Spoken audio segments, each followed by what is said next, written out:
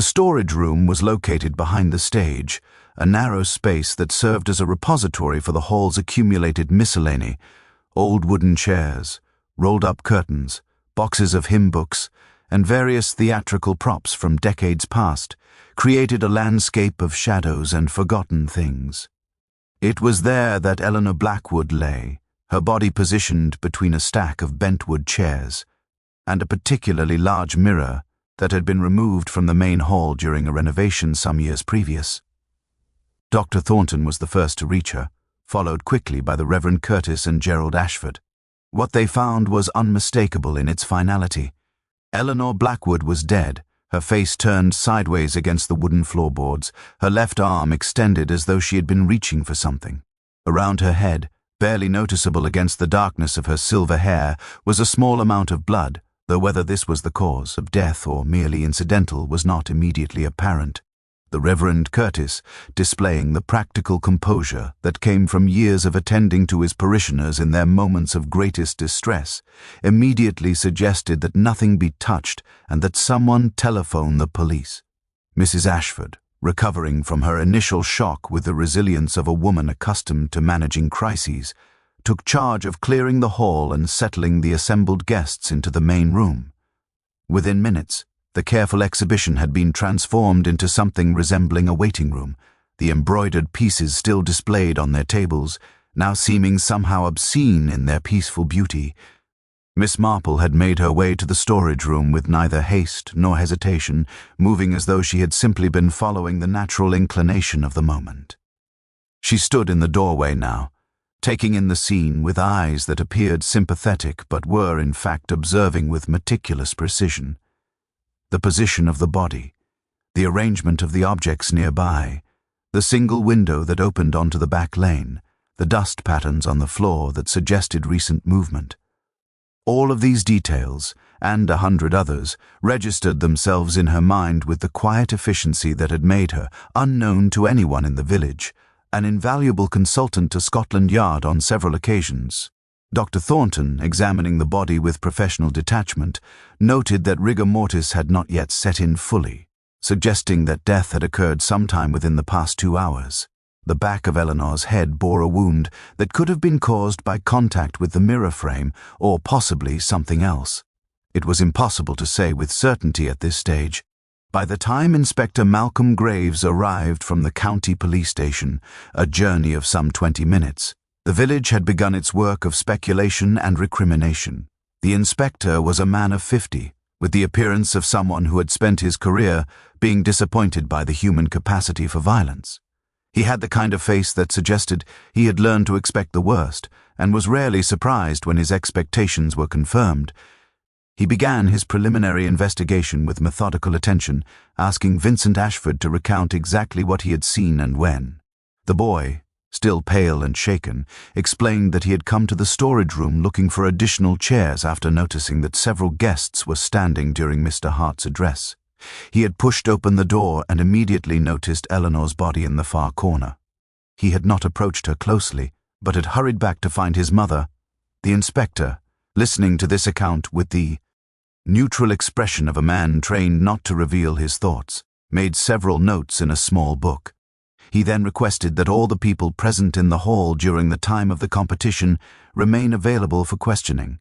This announcement was received with the combination of curiosity and apprehension that such declarations typically produced.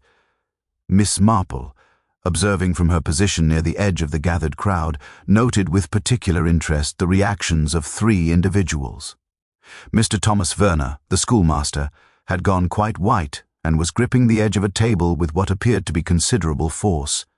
Miss Catherine Webb was staring at the closed door of the storage room with an expression that might have been shock, or might have been something else entirely, and Mrs. Dorothy Webb, Catherine's mother, had taken her daughter's arm with a grip that suggested less comfort and more restraint. Inspector Graves, after a brief conference with the local police constable who had arrived in his wake, made a decision to examine the scene more thoroughly before moving to formal interviews. He asked that no one leave the premises and that the storage room be sealed off from further access. The embroidery competition, that careful endeavor of village pride and personal achievement, had become a crime scene. The afternoon light had begun to take on that particular quality that suggested the approach of evening. The wisteria outside the windows seemed to darken as the sun shifted lower in the sky. Inside the parochial hall, the assembled residents of St. Crispin waited with the complicated mixture of emotions that such moments produced: fear, excitement, guilt, and fascination, all intermingled in ways that people rarely acknowledged. Miss Marple had settled herself into a chair near the back of the hall, her hands folded in her lap, her expression one of LD and benevolent interest. To all appearances, she was simply an elderly woman caught up in an unfortunate incident. In reality, her mind was already moving through the details, sifting and analyzing, discarding the obvious and searching for the truth that lay beneath. The real work, she knew with the certainty of long experience, was only just beginning. Inspector Graves began his formal interviews at 4 o'clock, moving methodically through the assembled residents like a man working through an orderly list. He had commandeered the small office that served the vicar's administrative purposes, a cramped space containing a desk, 2 chairs, and a filing cabinet that had witnessed decades of parish record-keeping. Each person was called in turn, questioned about their movements during the critical period, their relationship with the deceased, and their observations of others' behavior. The interviews themselves revealed little of immediate consequence, though they established certain facts with precision. Eleanor Blackwood had arrived at the competition at approximately 2 o'clock, having come directly from her home on Crossfield Lane. She had spent the first hour examining the various entries with what several witnesses described as unusual intensity. Mr. Hart had been present throughout, examining the pieces and making his notes. The main body of the village had drifted in and out between 2:30 and 3 o'clock. At the moment of discovery, approximately 40 people had been in or near the hall. What became immediately apparent to anyone paying careful attention, and Miss Marple paid extremely careful attention, was that certain relationships within the village suddenly seemed to acquire new dimensions. When Thomas Verner was questioned, his account of his movements was precise and verifiable. He had stood near the western window for most of the afternoon, discussing the merits of various embroidery techniques with Mrs. Ashford. Yet when asked directly whether he had known Eleanor Blackwood well, he hesitated in a manner that suggested the question touched on something uncomfortable. When Catherine Webb was interviewed, her mother insisted on remaining present, a choice that Inspector Graves permitted with the air of a man who had learned that insisting on privacy often created more complications than it solved. Catherine's account of her afternoon was similarly precise. She had arrived with her mother, examined several pieces, and spent a portion of the time in conversation with Mr. Hart, whose reputation in artistic circles had attracted her interest. Yet when asked whether she had been acquainted with Eleanor Blackwood, she looked toward her mother before answering, and something unspoken seemed to pass between them. By 5 o'clock, a preliminary pattern had begun to emerge, at least to those observant enough to perceive it.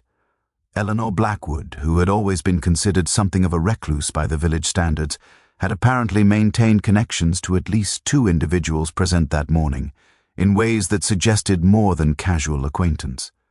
The nature of these connections remained obscure, but the fact of their existence was becoming clear.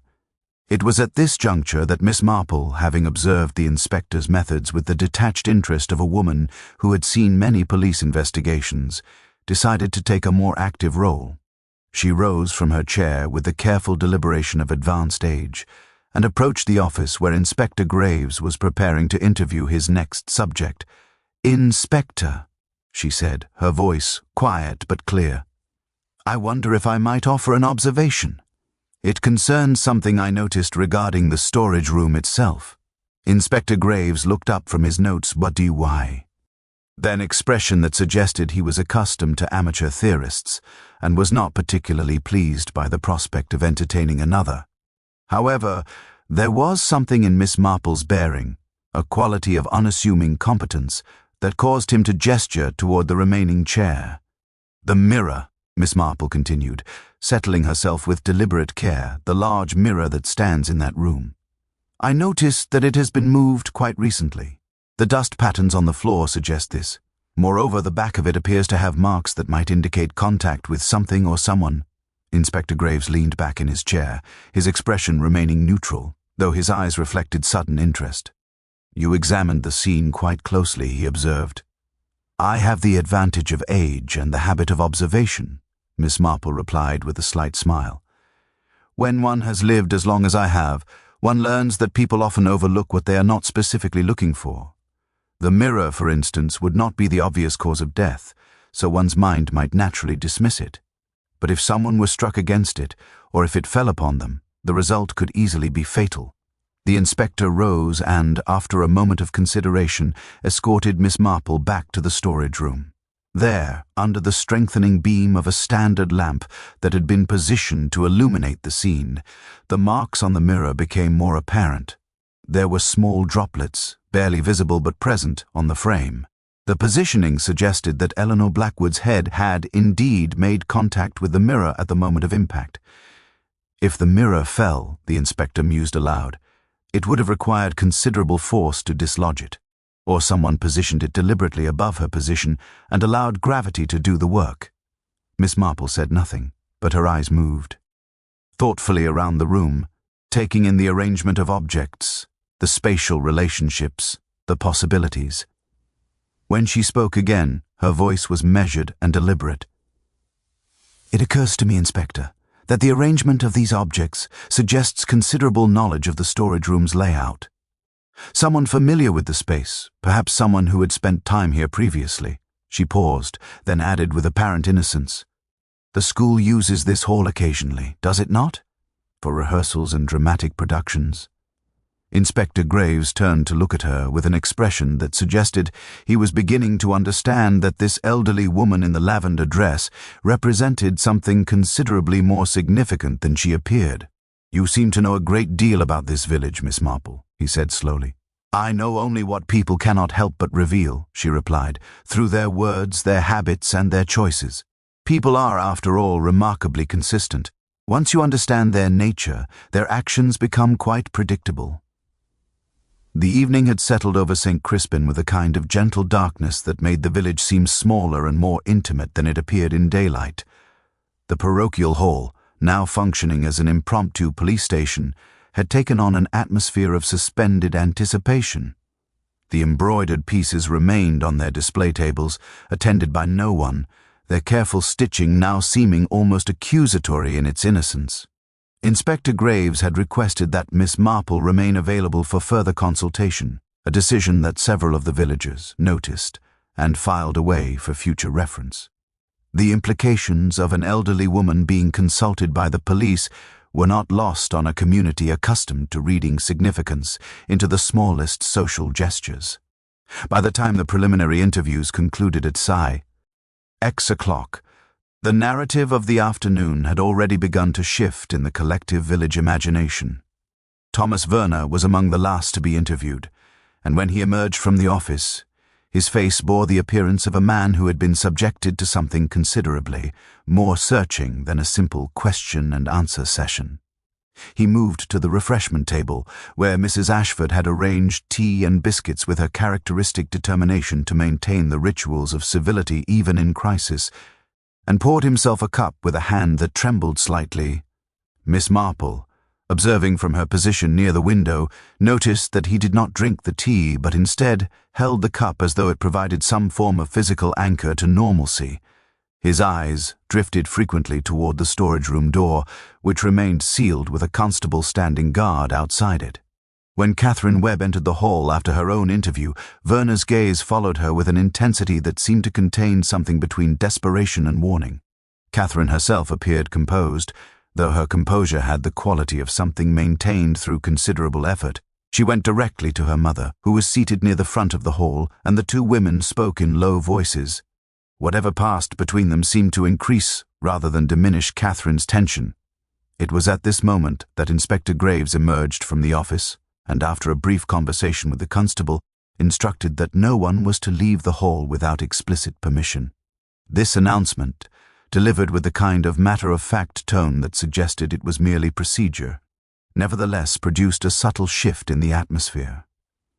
The competition, the embroidered pieces, the afternoon's careful social choreography, all of it now seemed to belong to a different world, one that had Dead the moment Vincent Ashford opened the storage room door. Dr. Thornton, who had remained in the hall throughout, approached Miss Marple with the air of a man seeking confirmation of his own observations. He was a thoughtful man, not particularly given to gossip, but the events of the afternoon had clearly disturbed him in ways that demanded some kind of resolution. "That business with the mirror," he said quietly, standing beside her at the window, "it seems almost accidental, doesn't it?" As though Eleanor simply fell against it in some confused moment. Miss Marple turned to look at him with an expression of gentle inquiry. "Does it seem so to you, Doctor? How interesting. I confess that I found the positioning rather deliberate. The mirror is quite heavy, is it not? And it would have required either considerable force or considerable knowledge of how to position it to achieve the desired effect. You think someone placed it there deliberately?" Dr. Thornton's voice dropped to barely above a whisper. "I think," Miss Marple said carefully, "that we must consider all possibilities. A woman does not simply arrange herself beneath a heavy mirror. Either it fell through accident or negligence, or it was positioned with intention. And if intention, then we must ask ourselves, whose intention and why?" Dr. Thornton seemed about to respond when Inspector Graves called for attention. He had positioned himself near the podium that Mr. Hart had used for his judging address. Now it seemed an eternity ago, and his expression suggested that he had reached certain conclusions that required immediate articulation. "I have now spoken with everyone present during the relevant period," he announced. "Certain facts have emerged that require clarification. First, Eleanor Blackwood was not, as previously assumed, a woman without connections or history in this village. Second, the arrangement of objects in the storage room suggests a knowledge of the space that was not casual. Third, there is a matter concerning a piece of embroidery work that I believe requires examination. At this last statement, several people shifted uncomfortably. Mr. Hart, who had been sitting quietly throughout the proceedings, leaned forward with sudden interest. "What embroidery work?" he asked, his voice carrying the authority of someone accustomed to being answered directly. Inspector Graves gestured toward the display tables. "Among the entries submitted for competition, there is a piece that belonged to Eleanor Blackwood. It was completed, according to our information, within the past 6 months. I have been examining it, and I find myself curious about its subject matter. It appears to depict 2 figures, a man and a woman, in what might be interpreted as a rather intimate arrangement. I wonder if anyone present might wish to comment on the significance of this work." The silence that followed was profound. Miss Marple, watching the assembled group with the careful attention of a woman accustomed to reading the language of human behavior, saw what the inspector could not have seen: the minute contraction of certain facial muscles, the infinitesimal straightening of shoulders, the subtle exchanges of glances that suggested networks of knowledge and complicity. "I think," Miss Marple said quietly, rising to her feet with careful deliberation, "that we are approaching a moment when the truth will become unavoidable. Perhaps it would be wise for everyone to consider what they know and whether continued silence serves any useful purpose." The embroidered piece in question lay on one of the display tables, mounted on a backing of cream-colored silk that Eleanor Blackwood herself had prepared.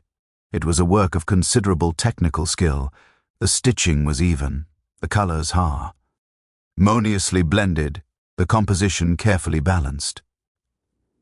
Yet it was the subject matter that had drawn Inspector Graves's attention, and now the uncomfortable focus of the assembled village.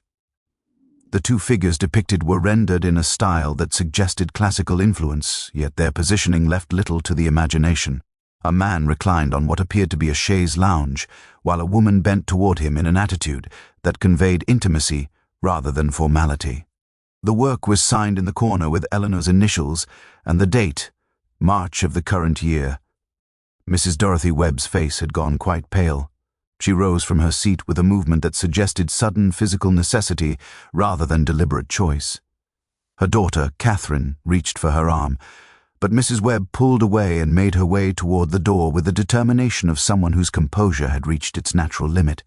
"I will not remain for this indignity," she announced, her voice sharp with barely controlled anger. "Whatever Eleanor Blackwood chose to create, whatever secrets she harbored, They are no concern of mine nor my daughter's. Inspector Graves held up a hand, his expression hardening. I'm afraid you must remain, Mrs. Webb. Your husband's name has come up in connection with this investigation, and I believe you may have relevant information. The silence that followed this statement was absolute. Catherine Webb's face flushed a deep crimson. Thomas Werner, standing near the refreshment table, set down his untouched cup with a small clink that seemed impossibly loud in the quiet hall. Mrs. Ashford's hand rose to her mouth, a gesture that conveyed shock far more eloquent than any words she might have chosen. It was Mr. Hart who spoke next, his voice carrying the measured tones of someone stepping into a situation that required authoritative clarity. Inspector, I believe I may be able to illuminate certain matters. I knew Eleanor Blackwood some years ago, before I held my current position. We were, for a brief time, colleagues at a museum in the South. Our relationship was professional, though I understand there may have been some misinterpretation of its nature by parties who were not present to observe the truth of the matter. Miss Marple, watching this exchange with the focused attention of a woman observing the gradual revelation of a carefully constructed fiction, found her attention drawn instead to an entirely different corner of the room. It was Thomas Werner's reaction to Mr. Hart's words that proved most instructive. There had been no surprise in his expression, no shock at the revelation. Instead, there was something that might have been relief, or perhaps the easing of a tension that had been maintained through considerable effort. "Inspector," Miss Marple said, her voice cutting through the charged atmosphere with the gentle authority that age and certainty provide, I wonder if we might examine the timeline of events more carefully. Eleanor Blackwood's embroidery work is dated March. Yet our interviews have revealed that there was considerable activity in the village during February and early March, activity that several people present might prefer to have remained unexamined. Inspector Graves turned his full attention to her, his expression suggesting that he was beginning to understand why Scotland Yard had seen fit to consult with this elderly woman on previous occasions. "What sort of activity?" he asked. "The sort that leaves traces in behavior rather than in evidence," Miss Marple replied. "For instance, I have learned through conversation that the school underwent certain renovations during that period. The storage room in this very hall was utilized for storing materials related to those renovations.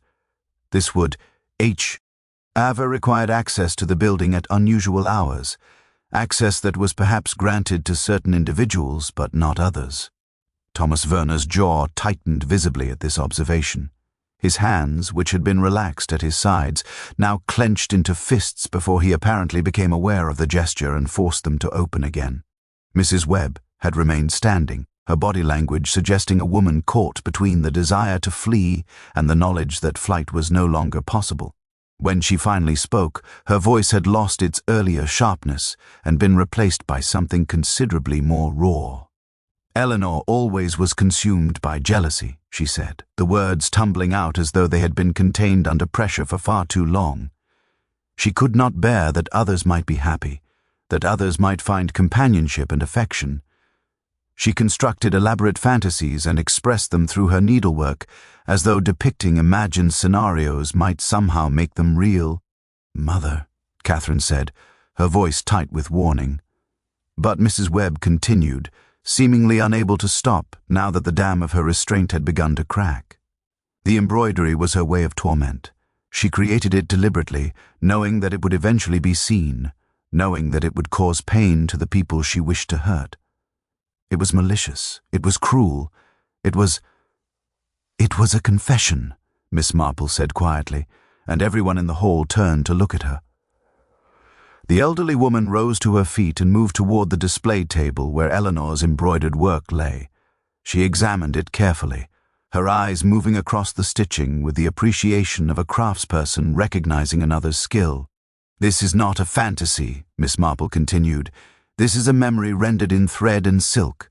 Eleanor Blackwood was depicting something she had witnessed or experienced, something that caused her sufficient anguish to commit to this permanent form. The question is not what Eleanor created, but rather what Eleanor knew, and whether that knowledge proved to be worth her life."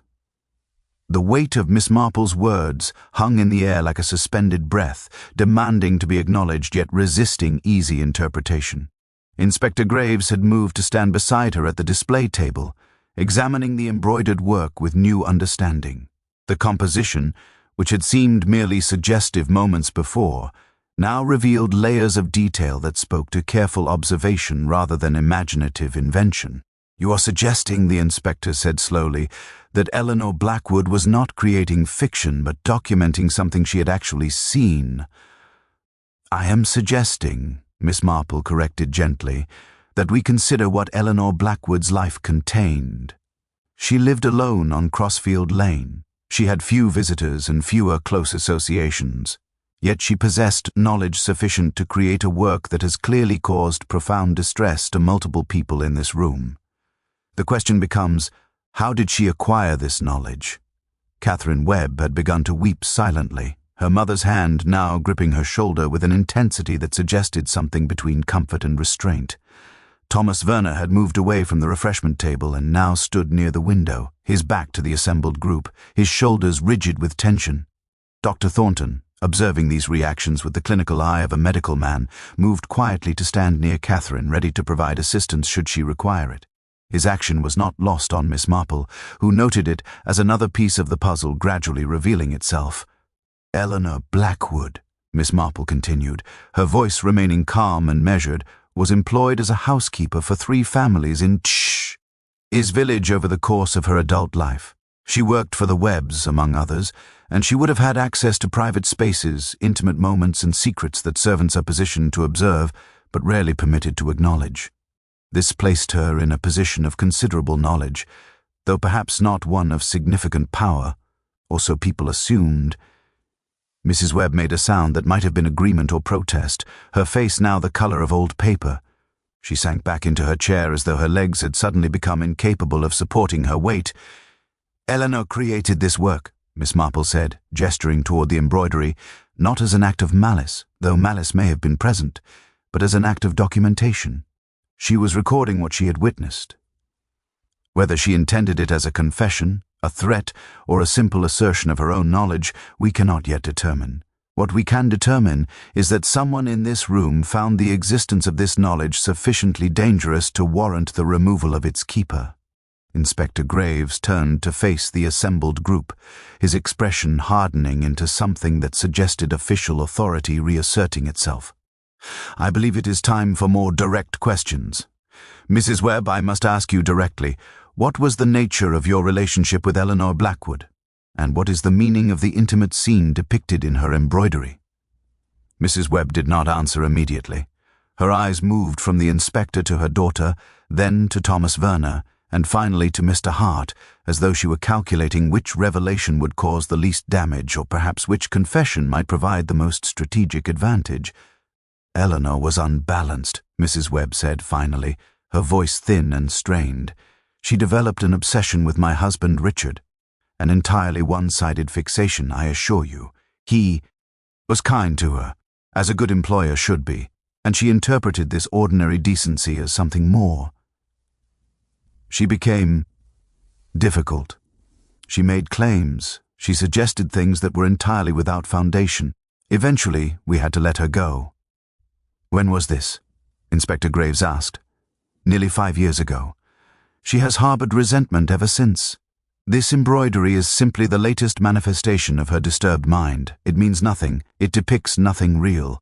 Yet even as Mrs. Webb spoke these words, her hands trembled and her eyes betrayed her. Miss Marple, watching with the careful attention of one who had spent decades learning to read the language of human anxiety, saw the lie written clearly in the tension of the older woman's jaw. "The embroidery is dated March of this year," Miss Marple observed. "That is quite recent, is it not? And it suggests that Eleanor Blackwood's interest was not in Mr. Webb at all, but in someone else entirely, someone considerably younger, someone in this very room." The implication hung unspoken but understood. All eyes turned toward Thomas Werner, whose back remained rigidly turned toward them, whose silence spoke volumes. "Mr. Werner," Inspector Graves said, his voice taking on the tone of a man who had reached the moment when pretense could no longer be maintained, "I believe you have some explaining to do." Thomas Werner turned slowly to face the group. His handsome face bore the marks of a man whose carefully constructed facade had begun to crack under pressure. When he spoke, his voice carried a note of desperation that had not been evident before. "Eleanor saw us," he said, the words tumbling out with the force of confession. "In February, during the school renovations, Catherine and we used the storage room. It was foolish, reckless, but Eleanor, she came in unexpectedly. She saw us together. She said nothing then, but I knew she had witnessed us. And then she created that work, that horrible embroidery, as though she meant to broadcast our indiscretion to the entire village." Catherine had begun to weep in earnest now, her shoulders shaking with sobs that suggested something far deeper than mere embarrassment. Her mother's hand, which had been restraining her, now held her as though she might otherwise collapse entirely. Miss Marple, observing this scene of human frailty and desperation, felt the familiar weight of understanding settle upon her shoulders. The pieces were beginning to fit together, yet the most crucial piece, the question of who had actually struck Eleanor Blackwood and why, remained tantalizingly obscure. "Inspector," she said quietly, "I believe we must now examine more carefully who among us had both the knowledge and the motivation to ensure Eleanor's silence. The revelation of Thomas Verner and Catherine Webb's indiscretion had shifted the focus of the investigation, yet Miss Marple remained unconvinced that it had revealed the true center of the matter. She watched as Inspector Graves began preparing to question Verner more thoroughly, but something in the older woman's expression suggested that she perceived dimensions to the situation that were not yet apparent to the policeman. Mrs. Dorothy Webb had recovered somewhat from her initial shock, though her composure remained fragile. She held Catherine with the protective grip of a mother determined to shield her child from judgment, yet her eyes betrayed a different concern, something that went beyond mere social embarrassment or romantic indiscretion. "Inspector," Mrs. Webb said abruptly, her voice cutting through the silence that had settled over the hall, "if you must interrogate anyone regarding Eleanor Blackwood's activities, you should speak with my husband. He is the one who has been most affected by her obsession. He is the one who suffered from her lies and insinuations." This statement seemed to surprise even Thomas Verner, who looked at Mrs. Webb with an expression of sudden comprehension. Inspector Graves, however, remained focused on the schoolmaster. "Where is your husband now?" the inspector asked Mrs. Webb. "At home. He refused to attend the competition. He said he had no interest in embroidery or village social gatherings, but he knew Eleanor would be here. He has been tracking her movements for months." The word tracking hung in the air with considerable weight. Miss Marple rose to her feet and moved toward Mrs. Webb with the careful deliberation of age.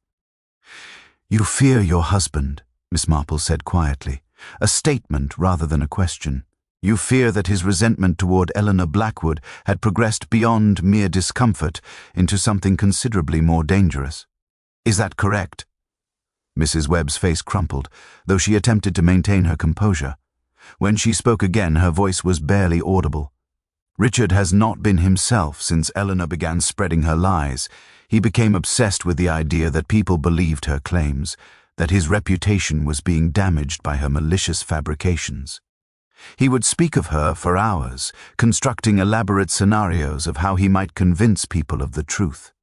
I began to fear that his mind was becoming unbalanced." Inspector Graves had already moved toward the constable stationed at the door, issuing quiet instructions that sent the officer hurrying toward the police vehicle parked outside. The implication was clear. Richard Webb was to be located and brought in for questioning immediately. Yet Miss Marple remained where she was, her eyes fixed on Mrs. Webb with an intensity that suggested she had not yet finished examining this particular thread of the tapestry. "Tell me, Miss Marple," said gently, "what brought you to the competition today? It seems unusual that you would attend an event involving embroidery if your husband so thoroughly despised all village social gatherings." Mrs. Webb hesitated, and in that hesitation something shifted. Her earlier display of maternal protection suddenly seemed to contain a different element, something closer to control or even coercion. "Catherine wanted to attend," Mrs. Webb said finally. "She had completed a piece, and I thought it would be good for her to participate. I hoped that if we were both present, if we were visible and occupied with the competition, that Richard might be persuaded to abandon whatever schemes he had been contemplating.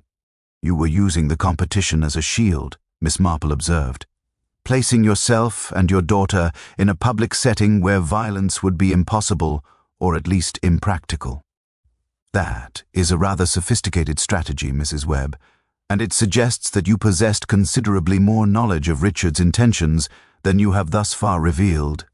Dr. Thornton, who had been listening to this exchange with growing concern, moved closer to Catherine. "Miss Webb," he said quietly, "are you safe? Is there anything you require?" Catherine looked at her mother, then at Thomas Verner, then back at the doctor. When she spoke, her voice was small and frightened. "I don't know what Mother is saying. I don't understand any of this. I only know that Eleanor's embroidery made me ashamed, but I could never have. You could never have killed her," Inspector Graves said, completing her thought. "But someone else might have. Someone who believed that Eleanor's knowledge and her willingness to display it publicly represented an intolerable threat." It was at this moment that the constable returned, his expression suggesting that his mission had proven more complex than anticipated. He approached Inspector Graves and spoke in low tones. The inspector's face hardened as he listened, and when the constable finished, Graves turned to address the assembled group. "Mr. Richard Webb is not at his home," the inspector announced. "According to neighbors, he departed approximately 2 hours ago, before Eleanor Blackwood's body was discovered. His destination is unknown. A search is being organized immediately." Mrs. Webb made a small sound of distress. She rose from her chair, her earlier composure completely abandoned, and began to move toward the door as though she might somehow intercept her husband and prevent whatever he was planning. But the constable gently blocked her path. "You will remain here for the time being," Inspector Graves said, his voice carrying the weight of official authority, "and I suggest everyone else do the same." Miss Marple, however, had moved to the window and was looking out into the darkness that had now completely descended over the village. Her expression was thoughtful, almost melancholic, as though she were observing something that extended far beyond the immediate crisis. "Inspector," she said without turning from the window, "I believe Mr. Webb is not attempting to escape. I believe he is attempting to complete something he has begun. The question becomes, what is that something? And whom does he intend to harm?" The search for Richard Webb commenced with methodical precision, constables being dispatched to known locations throughout the village with instructions to report any sightings immediately. Yet as the minutes passed and no contact was made, the atmosphere within the parochial hall grew increasingly tense. The embroidered pieces remained on their display tables, now seeming to bear witness to a tragedy that had extended far beyond Eleanor Blackwood's death. Miss Marple had returned to her chair near the window, though her eyes remained focused on the faces of those assembled rather than on the darkness outside. She was examining something that had only recently become apparent to her, a pattern in the relationships that bound these people together, a web of complicity and knowledge that extended far beyond the simple matter of a schoolmaster's indiscretion. It was Thomas Verner who broke the weighted silence, his voice carrying a note of dawning realization. "Mr. Hart," he said, turning toward the textile historian who had been sitting quietly throughout the proceedings, "you knew Eleanor Blackwood years ago, before she came to work for the Webbs. Did you know her well? Did you know her in ways that might have given her reason to observe your association with Mr. Webb?" Mr. Hart's face remained composed, but something flickered in his eyes, a recognition of a connection that had been carefully maintained in obscurity. "Eleanor and I were colleagues at the museum," Mr. Hart said carefully. "We worked in adjacent departments. We had professional dealings and nothing more. Her subsequent career choices were her own affair." Yet even as he spoke these words with the measured tone of a man accustomed to providing official testimony, Miss Marple observed something curious. When Thomas Verner had mentioned an association with Mr. Webb, Mr. Hart's shoulders had tightened almost imperceptibly.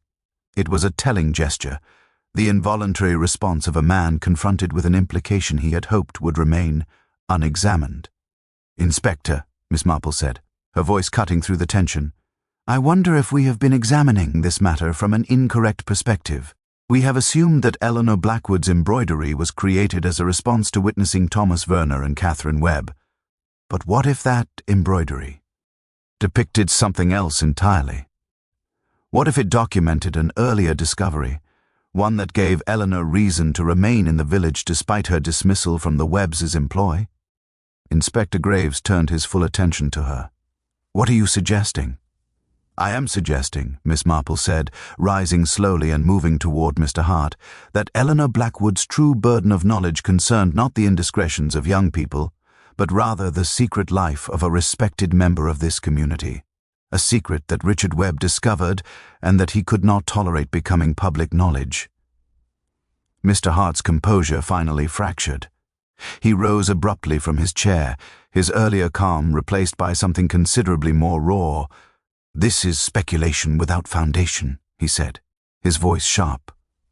"Whatever Eleanor may have observed or believed, whatever imaginings she may have committed to thread, they do not constitute evidence of anything." "Perhaps not," Miss Marple agreed, "but they constitute evidence of knowledge, and knowledge, in cases such as these, is often more dangerous than the actual events it documents. Eleanor Blackwood remained in St. Crispin because she possessed something that others wished to keep hidden. The question is whether she was attempting to leverage that knowledge or whether she was simply documenting it for her own purposes. At this moment, the telephone in the parochial hall's office rang with sudden urgency. Inspector Graves excused himself and moved to answer it, returning moments later with an expression that suggested the search had yielded significant results. "Richard Webb has been located," he announced. "He was found attempting to board a train at the station in the neighboring town. He is being brought back for questioning. However, there is a complication. He was carrying a document when he was apprehended, a letter addressed to his village's constabulary. It contains a partial confession regarding Eleanor Blackwood's death." The implications of this revelation settled over the hall like a heavy fog. Mrs. Webb had gone very still, her earlier distress transformed into something resembling resignation. Catherine had ceased weeping and was watching her mother with an expression that suggested her understanding of family loyalty was undergoing significant revision. "A partial confession?" Miss Marple asked, her tone suggesting she had perceived the significance of the word partial. "The letter suggests that Mr. Webb was responsible for Eleanor's death," Inspector Graves explained, "but it attributes his actions to a state of extreme emotional distress, brought about by Eleanor's persistent harassment and her creation of fabricated evidence designed to damage his reputation. However, there are certain inconsistencies in his account, certain details that do not align with what we have observed of the crime scene." Miss Marple nodded slowly, as though she had been expecting precisely this development. "Richard Webb is protecting someone," she said quietly. "He has confessed to the crime he committed, but he is remaining silent about the motivations that precipitated it. More specifically, he is protecting the identity and the reputation of the person whose secret Eleanor Blackwood discovered and documented through her needlework." All eyes turned toward Mr. Hart, who had sunk back into his chair with the appearance of a man whose carefully constructed life was crumbling around him. Yet Miss Marple's gaze had shifted slightly to the left, settling instead on Dr. Thornton, who had gone very pale. "The embroidery," Miss Marple said softly, "depicted two figures in an intimate embrace. We assumed one was Richard Webb. But what if we were mistaken about their identities? What if Eleanor Blackwood had preserved something entirely different from what we have been discussing?"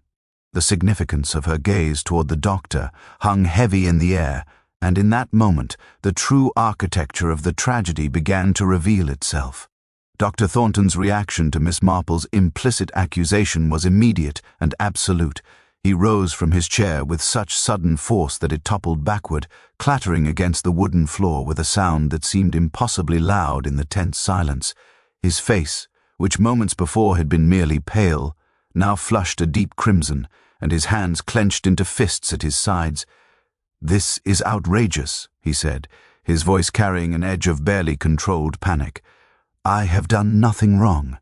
I have remained here throughout this entire ordeal, cooperating fully with the investigation.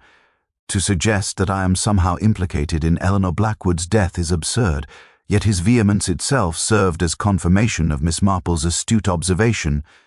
Inspector Graves, recognizing the significance of this response, stepped closer to the doctor, his expression hardening. "Dr. Thornton," the inspector said carefully, "I believe we should discuss your relationship with Mr. Hart more thoroughly. It seems that Eleanor Blackwood may have had reason to observe interactions between you that you would have preferred to remain private. My professional relationship with Mr. Hart is entirely above reproach," Dr. Thornton protested, though his eyes had shifted away from the inspector's direct gaze. "We met at various conferences and symposia related to museum work and historical preservation. That is all." Miss Marple moved slowly toward the embroidered piece that lay on the display table. She examined it with renewed attention, her eyes tracing the careful stitching that had captured two figures in a moment of profound intimacy. Eleanor was not a woman give, and to artistic fancy, Miss Marple observed. Her embroidery work, from what I have been able to determine, was always representational, based on careful observation of the world as she actually perceived it. This piece, therefore, depicts something she genuinely witnessed. The question is where and when this observation occurred. Eleanor was a housekeeper, Dr. Thornton said, his voice taking on a desperate quality. She worked in various homes throughout the village. She had access to private spaces. Any observation she made was a violation of privacy, a betrayal of trust placed in her by her employers. Indeed, Miss Marple agreed. Yet you did not object to that violation when it served your purposes. You objected only when Eleanor Blackwood's knowledge became a threat to your carefully maintained facade. When did you discover that she had seen you? When did you realize that she intended to create this embroidery as a permanent record of what she had witnessed? Dr. Thornton had begun to pace, moving with the agitated movements of a caged animal. His earlier composure had been stripped away entirely, revealing a man in genuine distress. "She came to me," he said finally, the words tumbling out as though he could no longer contain them. "Weeks ago, she came to my surgery and told me what she had seen. She said she intended to create a work commemorating the event. She said it would be her masterpiece, her most significant artistic statement. I told her she must not do this. I explained that such an action would constitute blackmail, that it would destroy reputations and lives. She refused to listen. She said that art required truth, that she could not deny her own experience by remaining silent.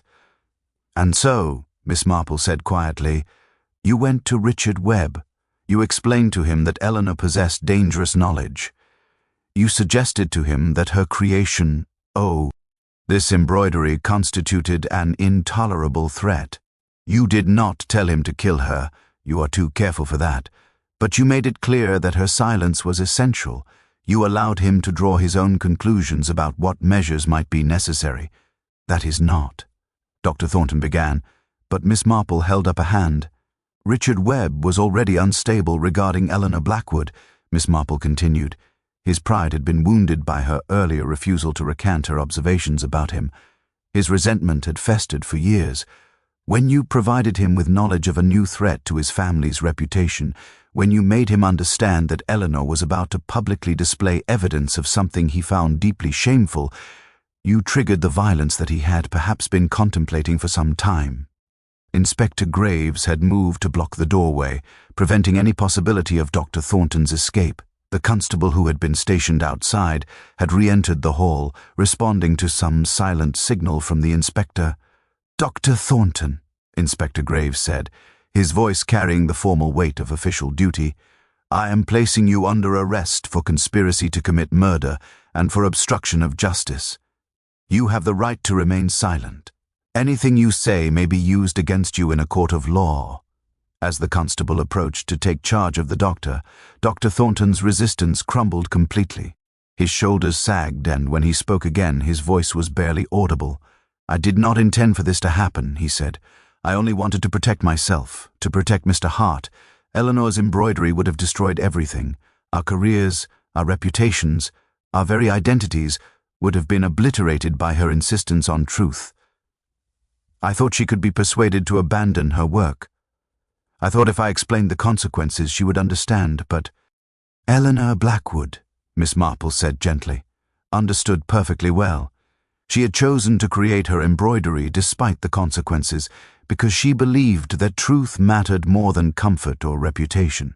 That was her tragedy, not that she died, but that she died for refusing to compromise her principles. As Dr. Thornton was led away, Mr. Hart rose slowly from his chair. His face bore the expression of a man whose life had been irrevocably altered, whose careful construction of respectability had been exposed as fundamentally false. "What will happen now?" he asked quietly. Miss Marple looked at him with an expression that contained neither judgment nor pity, but rather the clear-eyed understanding of someone who had observed human nature in all its complex manifestations. "Now," she said, "the truth will be examined, the law will take its course, and this village will have to reckon with the reality of what has transpired within its apparently peaceful boundaries." The parochial hall gradually emptied as the evening progressed into night.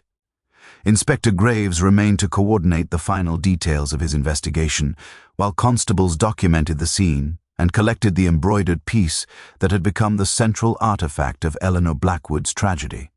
The celebration of needlework that had begun with such optimism and careful arrangement now seemed like a relic from an entirely different world, one that had ended the moment Eleanor S. body was discovered in the storage room. Mrs. Webb and Catherine were permitted to leave, though under the understanding that they would remain available for further questioning. As they departed, there was a hollowness to their movements that suggested the fabric of their family life had been fundamentally torn. Thomas Verner left with them, his earlier display of panic having given way to a kind of numb resignation. He had been guilty of indiscretion, not murder, and in the wake of the evening's revelations, his transgression seemed almost quaint in its ordinariness. Mr. Hart remained, speaking quietly with Inspector Graves about the nature of his relationship with Dr. Thornton, providing context that would prove essential to understanding the dynamics that had culminated in Eleanor Blackwood's death. He was not charged with any crime, his complicity being of an emotional and personal nature rather than a legal one. Yet his face bore the expression of a man understanding that his reputation, carefully built over decades of professional achievement, would never fully recover from the exposure of his private life. By 10 o'clock, only Miss Marple and Inspector Graves remained in the hall, along with a single constable who was securing the premises.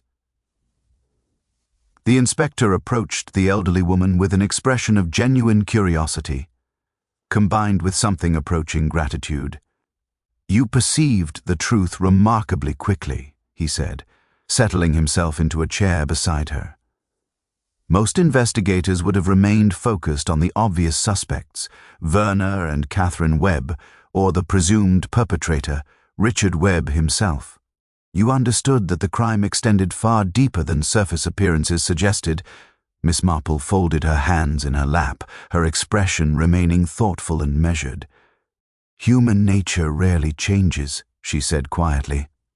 "The motivations that drive people to violence in small villages are the same ones that drive violence in cities, in palaces, in any circumstance where people are forced to confront the gap between their public presentation and their private reality. Eleanor Blackwood's embroidery was simply the catalyst that forced that confrontation to occur. But Eleanor's death was not inevitable," the inspector observed. "Had she chosen not to create the embroidery, had she remained silent about what she had observed, she would likely still be alive." "Perhaps," Miss Marple acknowledged. "Yet one might equally argue that had Dr. Thornton and Mr. Hart made different choices about their own lives, had they lived with greater honesty regarding their natures, Eleanor would not have had anything to document. The tragedy is not that Eleanor died, Inspector, but that so many lives have been destroyed by the simple fact of human beings attempting to be something other than what they are." The inspector contemplated this observation in silence for a moment. When he spoke again, his voice carried a note of something approaching melancholy. "There will be trials," he said. "Richard Webb will be prosecuted for murder. Dr. Thornton will face charges of conspiracy. The village will be consumed by scandal and recrimination. Families will be destroyed. Reputations will be permanently damaged. And all of this will be justified in the name of justice and truth. Yes, Miss Marple agreed. That is the inevitable cost of living in society. We demand truth, yet we punish those who reveal it. We insist on justice, yet we cause tremendous suffering in pursuing it. These are the contradictions that humans must learn to accept if we are to continue living together at all. She rose slowly to her feet, and the inspector helped her with the courtesy that his generation still extended to elderly women. As she gathered her handbag and prepared to depart, she paused and turned to look back at the embroidered pieces still displayed on their tables. "Eleanor Blackwood's work will be preserved," Miss Marple said. It was not a question, but rather an observation of something she knew with certainty. "It will become famous, I suspect. Art galleries may seek it. Scholars will write about it. The very embroidery that cost Eleanor her life will eventually be valued as a masterpiece, precisely because of the truth it contains and the tragedy it represents. There is a bitter irony in that, though perhaps also a kind of justice." The inspector walked her to the door of the hall. Outside, the May night had taken on a quality of profound stillness. The wisteria that hung from the surrounding cottages was barely visible in the darkness, yet its fragrance lingered in the air, a persistent reminder of the village's beauty even in the midst of its tragedy. "Will you be returning to St. Crispin?" the inspector asked as Miss Marple prepared to make her way home. "I suspect I shall remain for a few more days," she replied. "There are several people in this village who will require conversation in the coming weeks. People who will need to understand not only what happened, but why it happened, and what it means for their understanding of the people they thought they knew. That, I have found, is often the most difficult part of any tragedy. Not the exposure of the crime itself, but the gradual comprehension of human complexity that follows." As Miss Marple walked through the darkened streets of St. Crispin toward her small cottage on the edge of the village, she reflected on the extraordinary ordinariness of human tragedy. Eleanor Blackwood had been killed not for something she had done, but for something she had seen, and for her insistence on documenting that truth. Dr. Thornton and Mr. Hart had been destroyed not by Eleanor's judgment, but by their own fear of judgment. Richard Webb had become a murderer not through inherent evil, but through the accumulation of resentment and the suggestion that violence might be necessary.